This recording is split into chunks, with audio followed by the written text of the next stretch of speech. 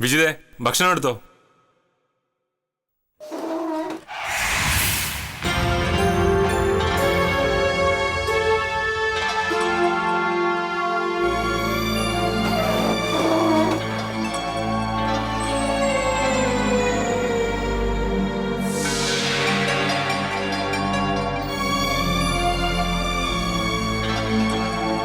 കൈ പൊള്ളിയത് എങ്ങനെയുണ്ട് സുധേ?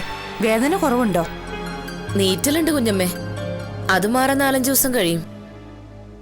പക്ഷേ എന്റെ മനസ്സിന്റെ നീറ്റല കുഞ്ഞമ്മേ മാറാത്തത്. അവൾ ഇങ്ങനൊരു കടുങ്കൈ ചെയ്യുമെന്ന് ഞാൻ സ്വപ്നത്തിൽ പോലും വിചാരിച്ചില്ല. എന്റെ പൊള്ളല് കയ്യിലല്ലേ, സാരമില്ല. പക്ഷെ ജയന്റെ പൊള്ളലാ കടുത്തുപോയത്. കൃത്യം മുഖത്ത് തന്നെ. കണ്ണില് വീഴാഞ്ഞത് ഭാഗ്യം.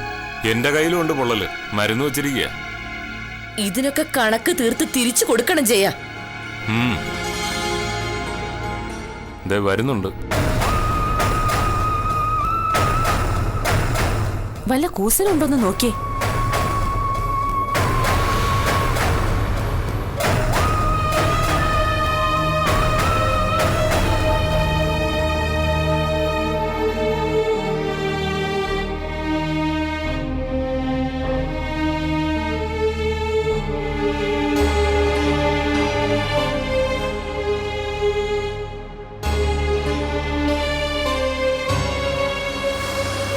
എനിക്കുള്ള ഫുഡ് എടുത്തു വെക്ക. രാജ്ഞിയുടെ കൽപ്പന കേട്ടില്ലേ വിജിതേ? വേഗം അമൃതേത്ത് വിളമ്പ്, അല്ലെങ്കിൽ നിന്നെയും തിളച്ച പാലിൽ കുളിപ്പിക്കും. തിളച്ച പാലും വെള്ളമൊന്നും എപ്പോഴും കൈ കൊണ്ട് നടക്കാൻ പറ്റില്ലല്ലോ. അതിന് പകരമാണ് ഇത്.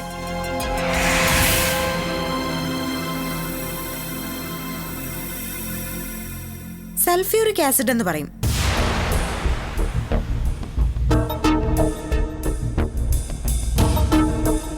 ഇതിന്റെ ഒരു തുള്ളി ഉണ്ടെങ്കിൽ തിളച്ച ഒരു പാത്രം പാലിനേക്കാൾ ഗുണം ചെയ്യും.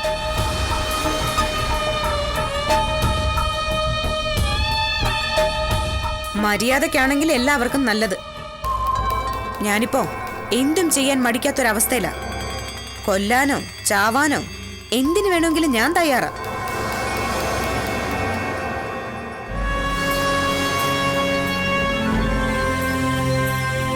എന്റെ വീട്ടിൽ ഞാൻ പറയുന്നത് നടക്കുമെന്ന് ഞാനൊന്ന് നോക്കട്ടെ. രണ്ടും കൽപ്പിച്ചു തന്നെയാ ഞാൻ.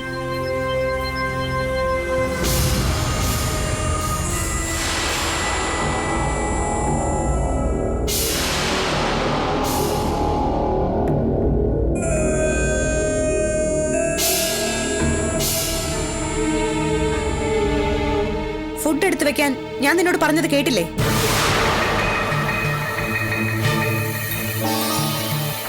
അനുസരിക്കാൻ മടിയാണെങ്കിൽ ഈ വീട്ടിൽ നിന്ന് ഇറങ്ങിപ്പോയിക്കോണം. എന്റെ വീടാ ഇത്, എന്റെ ഭർത്താവിന്റെ വീട്. എന്റെ ബ്രേക്ക്ഫാസ്റ്റ് എനിക്ക് ഇപ്പൊ കിട്ടണം.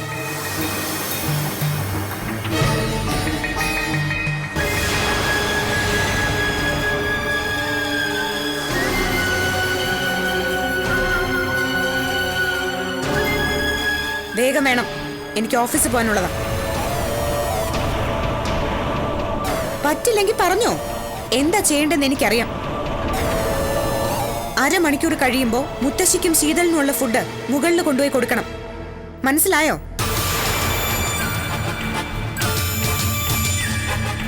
മനസ്സിലായോടി? അത് പറയാനെന്താ ഇത്ര മടി?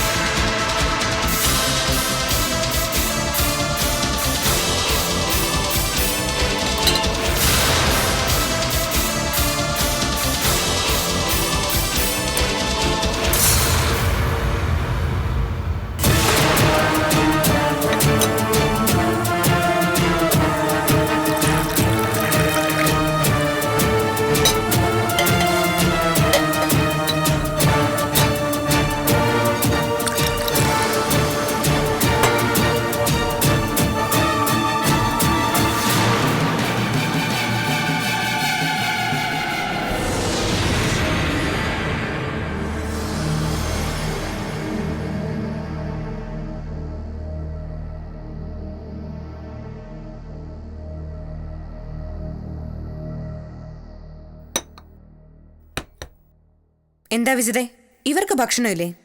എനിക്കിപ്പോ വേണ്ട. അതെന്താ, നിങ്ങൾക്ക് എന്റെ ഒപ്പം ഇരുന്ന് ഭക്ഷണം കഴിക്കാൻ മടിയാണോ? എനിക്ക് സൗകര്യമുള്ളപ്പോ കഴിക്കും, നീ അതറിയണ്ട. അങ്ങനെ തോന്നുമ്പോ കഴിക്കണമെങ്കിലേ സ്വന്തം മകൻ അധ്വാനിച്ചു കൊണ്ടുവന്ന് മുമ്പിലോട്ട് വിളമ്പി തരണം. നീ സുധർമ്മയെ ഭരിക്കാനും കൽപ്പിക്കാനൊന്നും ആയിട്ടില്ലടി. നിന്റെ കെട്ടിയോ വിചാരിച്ചിട്ട് നടന്നിട്ടില്ല.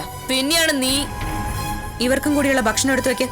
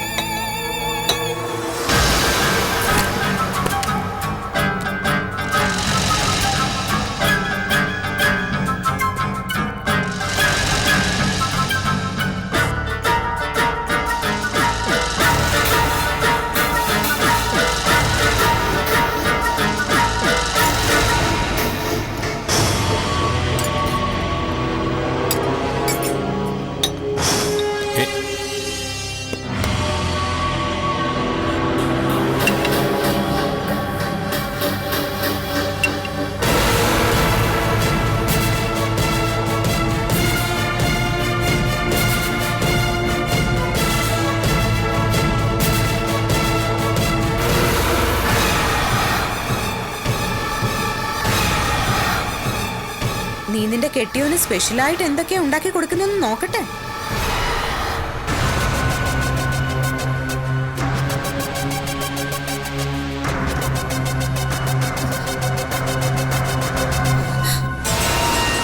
ചേട്ടാ, ചേട്ടാ,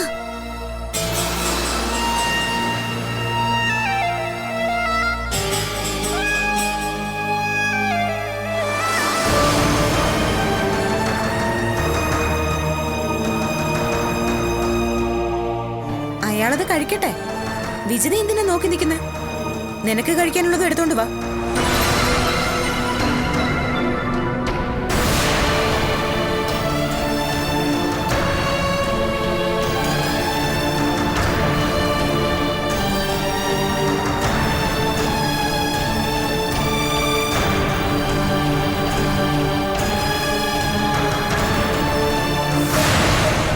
ചേട്ടാ,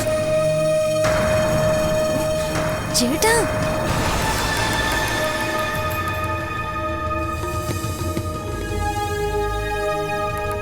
എന്താ?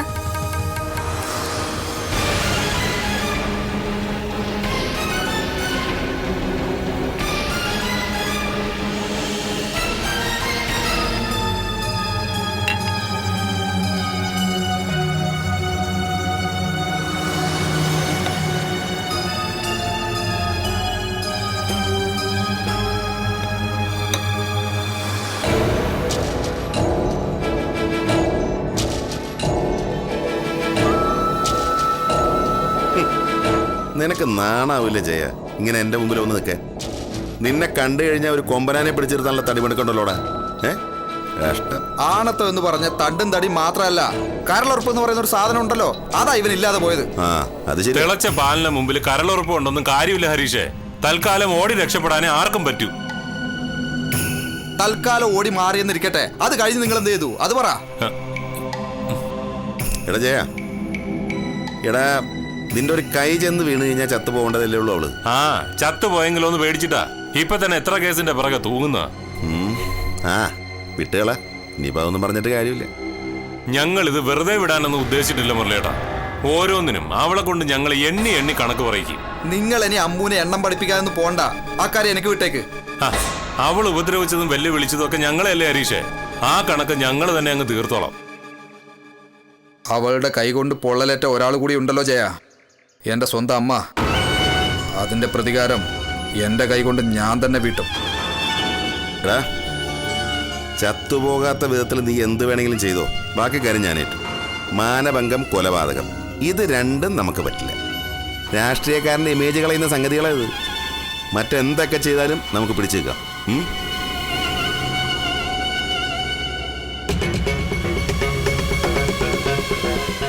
ഞാൻ അങ്ങോട്ട് വരുന്നുണ്ട് ജയ. അവളെ പാഠം പഠിപ്പിക്കുന്നത് എങ്ങനെയാണെന്ന് ഞാൻ കാണിച്ചു തരാം.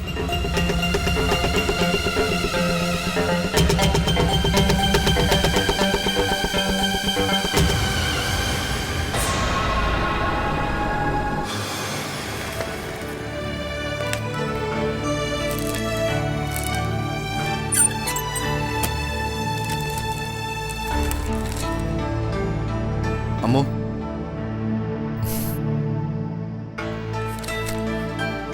അർജുനേട്ടൻ ഇരിക്കെ. ഇല്ല, ഞാൻ ഒരു കാര്യം പറയാൻ വന്നതാ. എന്താ? അമ്മുവിന് സരസ്വതി അമ്മയെ പരിചയമുണ്ടോ? അതാരാ? അമ്മു കണ്ടിട്ടുണ്ട്, മറന്നുപോയതാ. ആ, എനിക്ക് ഓർമ്മ വരുന്നുണ്ട്. മുത്തശ്ശിയുടെ അമ്മാവന്റെ മകൾ. പാലപ്പടിക്കല് 2-3 തവണ വന്നിട്ടുണ്ട്. ആ, അപ്പൊ ഓർമ്മയുണ്ട്. അർജുനേട്ടൻ അവരെ എങ്ങനെ അറിയാം? അവരെനിക്കറിയില്ല, പക്ഷേ അവരുടെ മകനെ എനിക്ക് പരിചയമുണ്ട്. മകനോ? എനിക്ക് പരിചയമില്ലല്ലോ. അയാൾക്ക് അമ്മുവിനെ പരിചയമില്ല, അപ്പൊ പ്രശ്നം തീർന്നില്ലേ? ഇതെന്താ കടങ്കഥയാണോ? സരസ്വതി അമ്മായിയുടെ മകൻ അമ്മുവിനെ കാണാനും പരിചയപ്പെടാനും ഇങ്ങോട്ട് വരുന്നുണ്ട്. എന്തിന്? അയാളെ കണ്ടിട്ടില്ലാത്തോണ്ട്. നിങ്ങൾ പറഞ്ഞു വരുമ്പോ റിലേഷൻഷിപ്പ് ഉണ്ടാവുമല്ലോ. എന്റെ അച്ഛന്റെ അമ്മയുടെ ആങ്ങളയുടെ മകന്റെ പെരിക്കപ്പട്ടിക പഠിക്കുന്നത് പോലെ കാണാപ്പാഠം പഠിച്ചു വെക്കണമല്ലോ. അർജുനേട്ടൻ എങ്ങനെ പരിചയപ്പെട്ടു? MBAക്ക് ഞങ്ങൾ ഒന്നിച്ചു പഠിച്ചതാ. പിന്നെ കഴിഞ്ഞ ദിവസം ഓർക്കാപ്പുറത്ത് ഒരു ഡ്രൈവിംഗ് റെസ്റ്റോറൻറ്റിൽ വെച്ച് കണ്ടുമുട്ടി. ചായയൊക്കെ കുടിച്ച് ഒന്നിച്ചിരുന്ന് സംസാരിച്ചു വന്നപ്പോ പാലപ്പടിക്കൽ എന്ന പേര് എന്റെ നാവിന്ന് വീണു. ഉടനെ ആ ചങ്ങാതി അതിൽ കയറി പിടിച്ചു. ഇന്നിങ്ങോട്ട് വരും അമ്മൂനെ കാണാൻ. കത്തിയാണോ? പത്രപ്രവർത്തകനാ, അതിനെ ജാടയെ കാണിക്കും. ഒരു ബുദ്ധിജീവി ലൈനാ, വേഷത്തിലും രൂപത്തിലും പെരുമാറ്റത്തിലും ഒക്കെ. എന്തിനാ അർജുനേട്ടാ പുതിയൊരു തലവേദന? നമുക്ക് ആവശ്യത്തിനും പിന്നെ വിൽപ്പനയ്ക്കും ഉണ്ടല്ലോ. ഒന്ന് പരിചയപ്പെട്ടിരിക്കുന്ന നല്ലതാ. പത്രപ്രവർത്തകനല്ലേ, എന്നെങ്കിലും അയാളെ കൊണ്ടൊരു ഗുണം ഉണ്ടായാലോ. ശരി ശരി. ഇങ്ങോട്ട് വന്നോണ്ടിരിക്കുകയാണെന്ന് പറഞ്ഞു, ഇപ്പൊ ഇങ്ങെത്തും. ഒന്നും മൈൻഡ് ചെയ്തേക്കണേ, അല്ലെങ്കിൽ എനിക്ക് ആ ക്ഷീണം.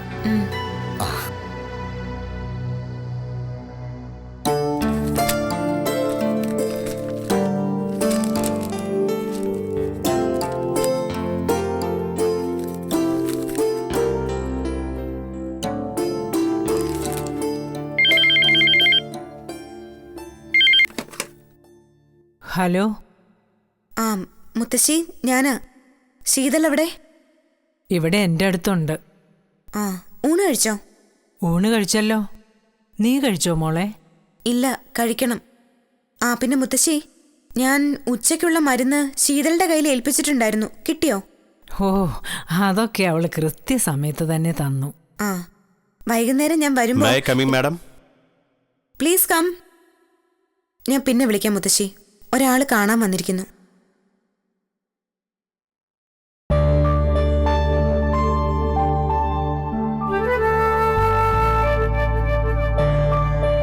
വരൂ. ആദ്യം തന്നെ ഞാനൊരു കൊച്ചു കാര്യം പറഞ്ഞോട്ടെ. നമ്മള് റിലേറ്റീവ്സാ. അർജുനേട്ടൻ പറഞ്ഞു. ബന്ധം എന്താണെന്നും ചോദിക്കരുത്. ഈ ഉൽക്കയുണ്ടല്ലോ, ഉൽക്ക സ്പേസില്, അതായത് ഈ ശൂന്യാകാശത്ത് ചിതറിക്കിടക്കുന്ന ക്ഷുദ്രഗ്രഹങ്ങൾ. പണ്ട് ബിഗ് ബാങ് നടന്ന് പ്രപഞ്ചം രൂപപ്പെട്ടപ്പോ എങ്ങും ചേരാതെ മിച്ചം വന്ന കുറെ കഷ്ണങ്ങളാ. അതിന് പ്രത്യേക ഭ്രമണപഥമോ സൂര്യനോ ചന്ദ്രനോ ഒന്നുമില്ല. അതുപോലൊരെണ്ണം ഞാൻ. പേര് കിഷോർ. എന്റെ പേര് അമല. കേട്ടിട്ടുണ്ട്, അമ്മ പറഞ്ഞ് കേട്ടിട്ടുണ്ട്. ഇരിക്കൂ. പണ്ട് പാലപ്പടിക്ക് വന്ന് കയറിയപ്പോ കുറച്ച് വിപ്ലവമൊക്കെ ഉണ്ടായല്ലോ. അന്നേ വിചാരിച്ചതാ ഒന്നു കാണണമെന്ന്. അമ്മ പറഞ്ഞു കേട്ടപ്പോ നല്ല സ്റ്റോറിയാണല്ലോ എന്ന് തോന്നി. ഒരു സ്ത്രീ ഗർഭിണിയായിരിക്കുമ്പോ സ്ത്രീധനത്തിൽ പറ്റിച്ചു എന്ന് പറഞ്ഞ് ഭർത്താവിനാൽ ഉപേക്ഷിക്കപ്പെടുക. ആ സ്ത്രീ ഒരു പെൺകുഞ്ഞിനെ പ്രസവിച്ച് വളർത്തുക. അമ്മ മരിച്ച ശേഷം ആ കുട്ടി അച്ഛനെ അന്വേഷിച്ച് അച്ഛന്റെ 2ാം ഭാര്യയും മക്കളും താമസിക്കുന്ന വീട്ടിലേക്ക് എത്തിച്ചേരുക. ഭയങ്കര ഇൻട്രസ്റ്റിംഗ് അല്ലേ? നല്ലപോലെ ഡെവലപ്പ് ചെയ്ത് ഒരു സൺഡേ ഫീച്ചറായിട്ട് കൊടുത്താലോന്ന് വിചാരിച്ചതാ. അപ്പോഴാ അമ്മ പറഞ്ഞത്, പല്ലിട കുത്തി മണപ്പിക്കലടാന്ന്. അതോടെ ഞാനത് വിട്ടു. ഇല്ലെങ്കിൽ നമ്മൾ പണ്ടേ പരിചയപ്പെട്ടനെ. കുടിക്കാൻ എന്തെങ്കിലും വേണോ? ചായ വരുത്തിക്കാം. ഹേയ്, അതിന്റെ ഒന്നും ആവശ്യമില്ല. നമ്മൾ പരിചയപ്പെട്ട് കഴിഞ്ഞു അല്ലേ? പരിചയപ്പെട്ടല്ലോ. ബൈ ദ ബൈ, എന്താ പറയണ്ടേ? വിവരങ്ങളൊക്കെ എനിക്കറിയാം, അതുകൊണ്ട് ഞാനൊന്നും ചോദിക്കുന്നില്ല. എന്തറിയാം? അർജുൻ ചിലതൊക്കെ എന്നോട് പറഞ്ഞു. അമല എങ്ങനെ ഇവിടെ വരെ എത്തിയെന്നും ഇപ്പൊ ഏത് സിറ്റുവേഷനാണ് ഫേസ് ചെയ്യുന്നതെന്നും. പിന്നെ നരേന്ദ്ര നമ്പിയെ കുറിച്ച് പത്രങ്ങളും ചാനലും ഒക്കെ കുറെ പറഞ്ഞു കഴിഞ്ഞതല്ലേ.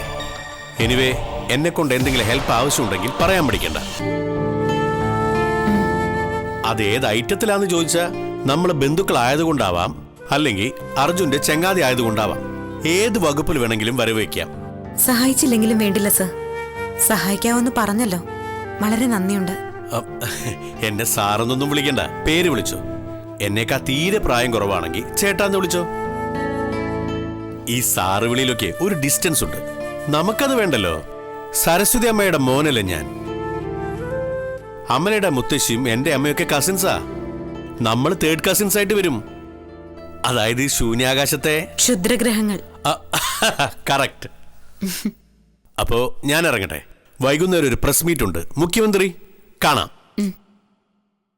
പിന്നെ പറഞ്ഞതൊന്നും മറക്കണ്ട. I can help you. വരട്ടെ.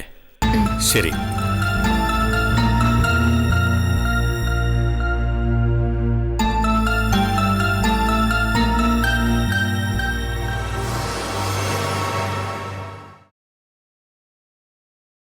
അതെ ഹരീഷേ, ഒരു സ്പ്രേ ബോട്ടിൽ അവൾ സൾഫ്യൂരിക് ആസിഡ് കരുതി വെച്ചിട്ടുണ്ട്.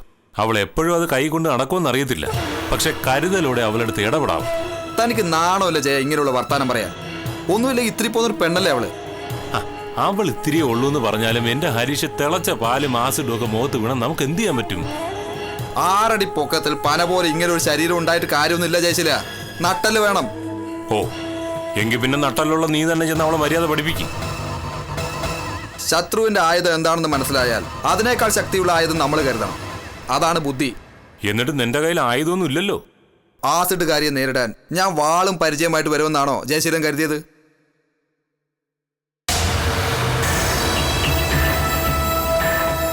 നീ എത്തിയോ ഹരിക്കുട്ടാ? ഇവിടെ തിളച്ച പാലിലും സൾഫ്യൂരിക് ആസിഡിലും ഒക്കെയാ ആളുകളെ കുളിപ്പിക്കുന്നതെന്ന് കേട്ടല്ലോ മാം.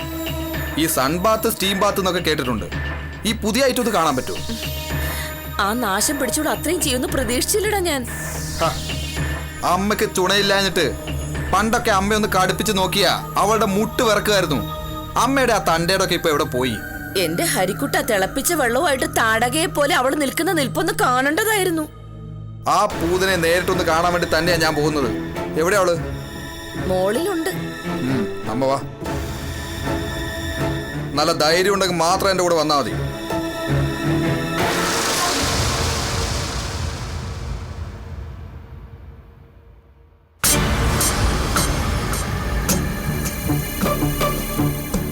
ആ ചീപ്പിങ് ഇതാ.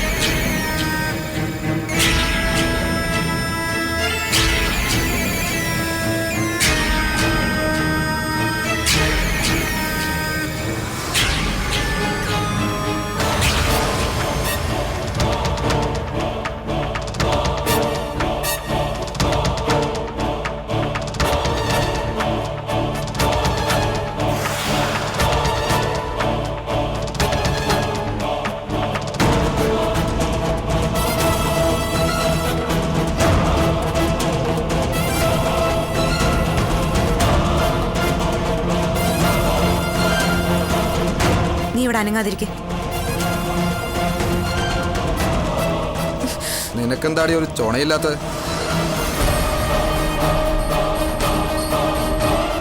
നിന്റെ കൊമ്പനും പാപ്പാനും ഒക്കെ ജയിലിലായതുകൊണ്ടാണോ? കഴിഞ്ഞ തവണ നിനക്ക് വലിയ ശൗര്യായിരുന്നല്ലോ. നീ ഇങ്ങനെ പ്രതികരിക്കാതിരുന്ന എങ്ങനെയാ? വാതുറന്നെന്തെങ്കിലും പറ, അല്ലെങ്കിൽ എന്തെങ്കിലും ചെയ്. സൾഫ്യൂരിക് ആസിഡ് ഒക്കെ ഉണ്ടല്ലോ നിന്റെ കയ്യില്. എവിടെ? എടുത്തോണ്ട് വാ. ഹരീഷേ, നീ മര്യാദക്ക് എൻ്റെ അടുത്ത് പെരുമാറിയില്ലെങ്കിൽ ഞാൻ പോലീസിൽ കംപ്ലൈന്റ് ചെയ്യും. നീ ഒരു ചുക്കും ചെയ്യില്ല. കെട്ടാനുള്ളിടത്തൊക്കെ കെട്ടിയിട്ട് തന്നെയാ ഞാൻ ഇങ്ങോട്ട് വന്നത്. നീ എന്താടി ഒഴിഞ്ഞു മാറുന്നത്? പ്രതികരിക്കുന്നവളല്ലേ? എനിക്ക് നിന്നോട് ചിലതൊക്കെ ചോദിക്കാനും പറയാനുണ്ട്. എന്റെ ഭർത്താവോ ശിവജിയോടെ ഉണ്ടായിരുന്നപ്പോ നിന്റെ ശൗര്യമൊക്കെ എവിടെ പോയി? വാലും ചുരുട്ടിക്കൊണ്ട് ഓടിയല്ലോ നീ. ഇപ്പൊ പെണ്ണുങ്ങൾ മാത്രമേ ഉള്ളൂ എന്ന് കണ്ടപ്പോ നിനക്കൊരു ധൈര്യം.